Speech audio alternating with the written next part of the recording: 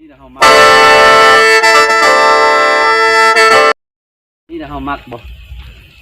เบิ่งหน่อยมากินวิถีผู้ไทยนี่ก็เฮามักเอาใส่สดอย่างเดียวพี่น้องเอ้ยชุ่มใช่นี่ฮะเบิ่งใช้มันบ่มีหวายใส่สดจุลินทรีย์ยังไม่ตายแค่ทานไหนนั่งกินเบียร์ไปบ่ค่ะงัดผู้เดียวคืนเดี๋ยวเล่นแห้งเนาะจำผู้จริงบ่เนาะเปล่าเฮ็ดก็บอกแวกเป็นดินเห็นกินกังแก๊สนี่มันเยอะเนาะว้าวหอมแต่บางคนมักใจเลิศใจกินอย่างบ่ต้องจดนี่ทางฮ้อนๆรสนี่เป็นยังไงเป็นยังไงแซ่บ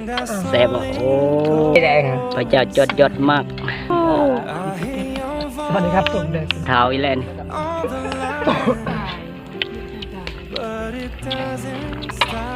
เฮ้ยใครไปปลุกกันเฮ้ยใช่เลยโอ้ใช่เรียวจะเอาลูกค้าเนี่ยแต่ว่าเขาว่าลูกค้าจริงนะเดี๋ยวโอเค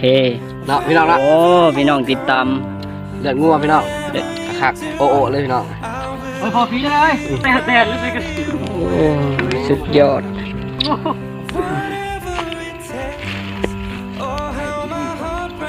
ดาวโจนตามวิทยาศาสตร์อาหารหลังการผลิตส่งเสริมผลิตภัณฑ์ได้ศึกษามานี่หลังการเสิร์ฟแล้วเนาะเผาโง่เผาคลิปนี้ไปเลยเป็นคมช่วงนี้เราได้จี้นะโอ้ยพี่เลยมีมุ้งยิงงูโบนางเหมือนราคาเนี่ยฮะทำใส่น้ำปลา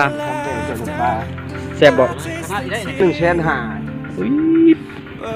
โง่เผาของในบ้านเนาะจัดไปงานนี้จะให้เสีย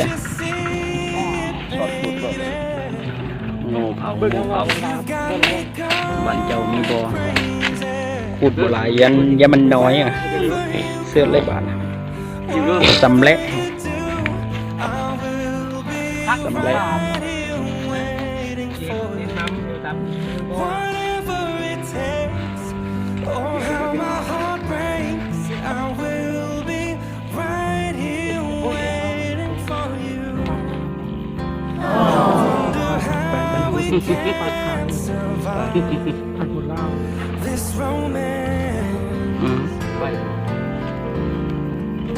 จบเพตอนนี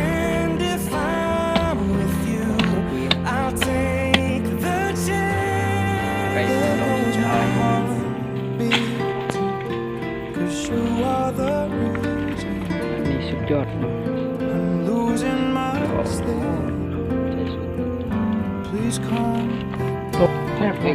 มาเข่งไปมาเข่งเนื้อใบมะขามกันยังเดิมยังเบอร์มาเข่งผมเลยนะสุดยอดว่ะ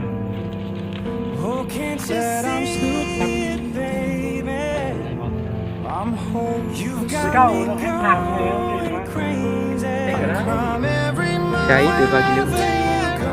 โอ้ยหินว้าเขาบอกมันมีกี่โหกได้ไงทำไปหมักบด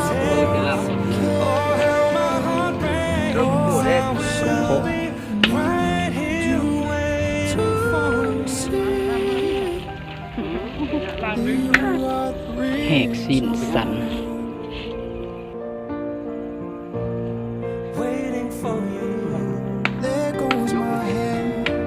กำลังเฮ็ดพูดพี่น้องกำลังเฮ็ดพูด